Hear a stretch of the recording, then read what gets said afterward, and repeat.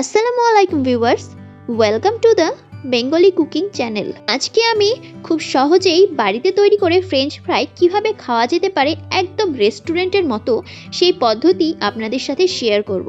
তার জন্য আমার লাগছে এখানে আলু। আমি 4টে আলু নিয়ে নিয়েছি। এই ফ্রেঞ্চ ফ্রাই কিন্তু বাচ্চারা খেতে অনেক পছন্দ করে, বড়রাও কিন্তু এর স্বাদে বেশ প্রিয়। তবে ফ্রেঞ্চ ফ্রাই তৈরি করতে গেলে কিন্তু কম জুসি আলু, অর্থাৎ যেই আলুতে জলের পরিমাণ কম থাকবে সেই আলুতে ফ্রেঞ্চ ফ্রাই ভালো হয়। এটা যেহেতু নতুন আলু, সেই জন্য আমি এইভাবেই সহজে তুলে নিতে পারছি এর খোসা। এইভাবে নতুন আলুর খোসা ছুলে নেওয়া অনেক সহজ। এরপর আমি আলুগুলোকে জল দিয়ে ভালো করে পরিষ্কার করে নেব। ফ্রেঞ্চ ফ্রাই তৈরি করার জন্য আলু কিন্তু 3 থেকে 4 বার জল দিয়ে ধুয়ে নিতে হবে, কারণ স্টার্চের পরিমাণটা কমিয়ে দিতে হবে, অর্থাৎ পুরোটাই যেন বেরিয়ে যায় এটাই চেষ্টা করতে হবে। তবে আলুটা জল বদল করে 3 থেকে 4 বার ভালো করে ধুয়ে নেবেন। এই পদ্ধতিতে ফ্রেঞ্চ ফ্রাই তৈরি করে আপনারা খাবেন, অনেক টেস্টি এবং পুরো রেস্টুরেন্টের মতো স্বাদে পাবেন। আমি আপনাদের সামনে তৈরি করে দেখাচ্ছি, এটা দেখতেও বেশ সুন্দর হয়। এখন আলুগুলোকে ভালো করে ফ্রেঞ্চ ফ্রাই সাইজে কেটে নেব। দেখুন, আলুগুলোকে আমি বেশ মোটা করে কেটে নিচ্ছি। হ্যাঁ, অবশ্যই ফ্রেঞ্চ ফ্রাই তৈরি করার জন্য মেশিন অবশ্যই পাওয়া যায়, বাট হাতে এটা কেটে নিলে এটা আঁকাবাঁকা হওয়ার কারণে খেতে অনেক টেস্টি হয়। আমি হাতে কেটে নেওয়াই প্রেফার করি। বেশ মোটা করে আলুগুলোকে কেটে নিচ্ছি, আপনারাও এমনভাবে কেটে নেবেন। আলুগুলো কেটে নেওয়ার পর আমি আবারও ভালো করে জল দিয়ে ধুয়ে নিচ্ছি। আমি প্রথমেই বললাম আলুগুলোকে 3 থেকে 4 বার ভালো করে ধুয়ে নিতে হবে। এখন আমি এগুলোকে ভালো করে ঢাকা দিয়ে দেব 15 মিনিটের জন্য। 15 মিনিট পরে দেখা যাচ্ছে জল বেশ ঘন হয়ে এসেছে, আলুর স্টার্চ পুরোটাই বেরিয়ে এসেছে। তারপর আমি আবারও একবার আলুগুলোকে ধুয়ে নেব। এরপর আমি আলাদা পাত্রে জল নিয়ে গরম হতে দেব। আলুগুলো এখন আমাকে সেদ্ধ করতে হবে। তারপর আমি আগে ঠান্ডা জল থেকে আলুগুলোকে তুলে ডাইরেক্ট গরম জলে দিয়ে দেব। সব আলুটাই একসাথে সেদ্ধ করে নিতে হবে। এখন আমি সামান্য পরিমাণে সল্ট অ্যাড করছি।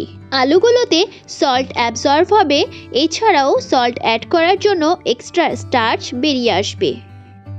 4টে আলুর জন্য আমি 3 টিস্পুন মতো সল্ট অ্যাড করেছি। এরপরে আমি আলুগুলোকে ভালো করে নেড়ে তারপরে আমি হাই ফ্লেমে আলুটাকে সেদ্ধ হতে দেব। হাই ফ্লেম বলতে গেলে যতটা ফ্লেমে আঙুল রাখা যাচ্ছে না, একটা আঙুল দিয়ে তারপরে আপনি চেক করে নিতে পারেন। এরপরে দেখা যাচ্ছে আলুর স্টার্চ আরও কিছুটা বেরিয়ে এসেছে। যেহেতু এই জলে এখন আলুর স্টার্চ আরও কিছুটা পরিমাণে বেরিয়ে এসেছে, সেই জন্য আমি জলটাকে এখন চেঞ্জ করে নেব। অন্য একটা পাত্রে আরও কিছুটা জল অ্যাড করে তারপরে আমি আলুগুলোকে ছেড়ে দেব। এখন ফ্লেমটাকে লো করে আলুগুলোকে আরও 10 মিনিটের মতো সেদ্ধ করে নেব। আলুগুলোকে আমি হালকা উল্টে পাল্টে দিচ্ছি, তবে এই কাজটা কিন্তু সাবধানে করতে হবে, কারণ আলু প্রায় সিদ্ধ হয়ে এসেছে। এখন আমি অ্যাড করে দিলাম সামান্য একটু লবণ। যেহেতু আগের পাত্রে আমি লবণ অ্যাড করেছিলাম, সেই জন্য এই পাত্রেও সামান্য একটু লবণ অ্যাড করে দিলাম। তবে সেকেন্ড পাত্রে লবণটা কিন্তু হাফ টিস্পুন মতো দরকার। আমি এখন দেখিয়ে দিচ্ছি আলুটা কতটা পরিমাণে সেদ্ধ করতে হবে। একটা আলু নিয়ে তারপরে ভেঙে দেখবেন এটা ভেঙে যাচ্ছে কিনা। তবে এটাকে কিন্তু খুব বেশি সেদ্ধ করা যাবে না, এরকম করে ভাঙতেই সহজে কিন্তু ভেঙে যাচ্ছে না। এরপরে আলুগুলোকে এরকম একটি প্লেটে তুলে নিতে হবে, কারণ এখন আলুগুলোকে ঠান্ডা করতে হবে। দেখুন আমি কিভাবে এগুলোকে স্প্রেড করে দিয়েছি, যেন এগুলো ঠান্ডা হতে সুবিধে হয়।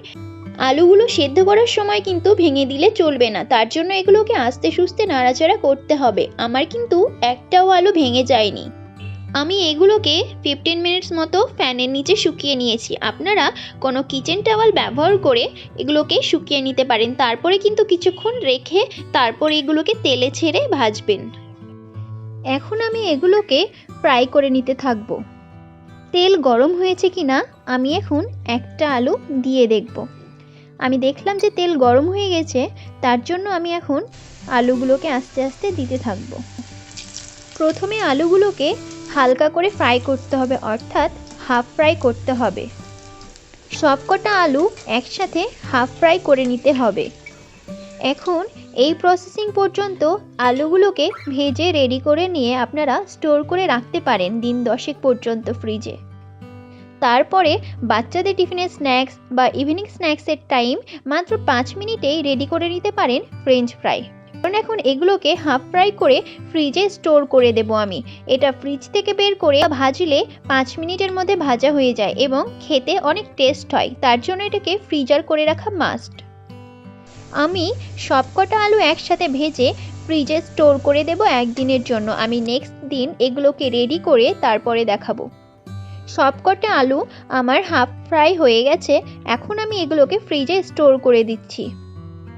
নেক্সট দিন আলুগুলোকে বের করে তারপরে আমি এগুলোকে ফ্রাই করে নেব। এগুলো এখন ফ্রাই করতে মাত্র 2 মিনিট সময় লাগবে। তেল গরম হয়ে এলে আমি আলুগুলোকে ছেড়ে দেব, তারপরে 2 মিনিট ফ্রাই করে আমি তুলে নিচ্ছি। এখন আমার রেডি হয়ে গেছে ফ্রেঞ্চ ফ্রাই। আমি সবগুলো আলু এইভাবেই ফ্রাই করে তুলে নেব। জাস্ট টেস্ট চটপটা বানানোর জন্য দিচ্ছি সামান্য লবণ, লঙ্কা গুঁড়ো এবং চটপটা মশলা। আপনারা নিশ্চয়ই ফ্রেঞ্চ ফ্রাইগুলোর আওয়াজ শুনে বুঝতে পারছেন এটা কতটা ক্রিস্পি হয়েছে। মশলাগুলো ভালো করে মিশিয়ে তারপরে আমি সার্ভ করে নিচ্ছি। আমি দিলাম টমেটো কেচাপ, মেয়োনিজ। এইভাবে ফ্রিজে রেখে তারপরের দিন ফ্রেঞ্চ ফ্রাই করলে একদম রেস্টুরেন্টের মতো স্বাদে পাবেন। আর এই মেয়োনিজটাও কিন্তু আমি নিজেই বাড়িতে তৈরি করেছি। আমি নেক্সট কোনো দিন এই মেয়োনিজ কিভাবে বানিয়েছি সেটা রেসিপি এই চ্যানেলে শেয়ার করে দেব। ভিডিওটি ভালো লাগলে অবশ্যই একটি লাইক করে দিন, কমেন্ট করে জানান এবং সাবস্ক্রাইব করে আমার সাথে থাকুন। আজকের মতো আসি, আল্লাহ হাফিজ।